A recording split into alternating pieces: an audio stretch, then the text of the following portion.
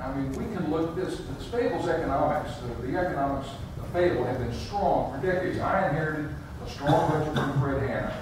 Lyle inherited a strong budget from me. There's a strong budget going on now. You can look at the facts. And it's in very good shape. As a matter of fact, the $172 million revolving loan fund for the wastewater treatment plant gets paid off 80–90% of it next October. A year from now, and then the next October, it's completely paid off. These are all issues that were approved by the city council. So, if there's number one, if I developed a disaster, it was at the direction of the city council. But the truth is, there was no disaster. It was very well handled. The same staff we have now, the same staff I had. So if they were good now, they were good then as well. But we need to be elevating the conversation, not just on past budgets and who gets credit and all this.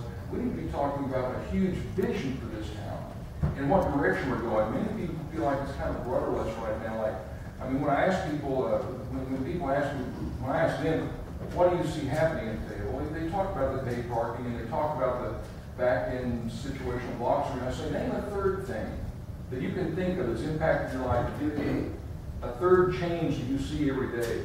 And they really can't do it. And we've got to be back on track to really drive home and bring together the creativity and innovation that this town is known for, and put together the arts, technology. I mean, the theater square is doing phenomenal work. The artists here in town, they've come into their own because of this new vibe that didn't just start a year ago. It's been building for quite a while. If we focus on music, theater, and now film is beginning to take a foothold in town, and the arts and art itself, that and research technology. If we focus on those things and then rebuilding College Avenue, expanding our trail system, doing this wetland mitigation banking where we can really focus on working closely with Northwest Arkansas, being a real part of Northwest Arkansas. Bentonville is going to be the home of the retail industry, Lowell for logistics, Springdale for the meat production in one of the biggest in the world. And then if we in Fayette focus on research technology coupled with the university, those four columns will make this town strong and our economy stronger. We have been recession-proof for a long time because of the university.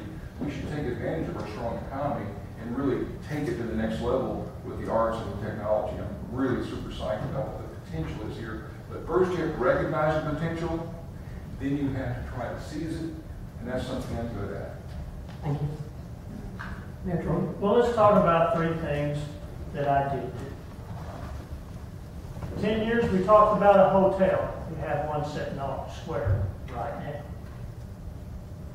For 20 years, we talked about a deck, a parking deck in the downtown area. Was that easy? Does anybody in this room think that you decide that you have free parking, you start charging folks, it's going to make you extremely popular? It had to be done, and somebody had to have the political will to do it instead of talking about it for 10 years. Also, we have a deed to the regional park. Folks, I negotiated with the bank for a year to get the 200 acres and the deed for that park. He said they gave it to us. We didn't have it. It went bankrupt. I had to go back and negotiate that. Now we have the deed to the 2-acre park, so that's another thing. I worked to establish a 34-mile regional trail system from one end of this town all the way through Bentonville. That's a third thing. And folks, you haven't seen any rusty cranes and holes in the ground. You haven't seen any bankrupt parts. Because I realized that I voted for that TIF, and I'm going to tell you, just like I told you in 2008, I made a mistake. Bobby Farrell did try to tell us, and I didn't listen. I did make a mistake. I admitted to that, and if you notice, under my administration, there's not been any TIF bonds. Now, as far as the way I run the government, I have 3 guiding principles. We believe in an open door where everybody's accepted. We believe in an open mind where people have a right to express themselves. And we believe in an open heart where we serve rather than being served. That's what I do. You see, folks, I may not be the smartest mayor you've ever had, but I serve. You know why I serve? Because I love this city. I've lived here, I'm 4th generation Arkansan in this city. I love it, and I want to protect it. and I want to serve it. You see, anybody can talk about all these great visions, but at the end of the day, you've got to have a servant's heart. You've got to be willing to serve the people and put other people above yourself. I go to work at 6 o'clock in the morning, and I work till I'm done. You know why I do that? Because I want to give this city the very best I can and serve the people to the best of my ability. And at the end of the day, they'll never remember me for being the smartest mayor they ever had. But I hope I'm remembered for being a mayor who loved his city and loved serving it and treated everybody just the same, because I believe everybody's a part owner in this city. And together, we'll make it better and take it to another level. I hope you vote for me in November. Thank you.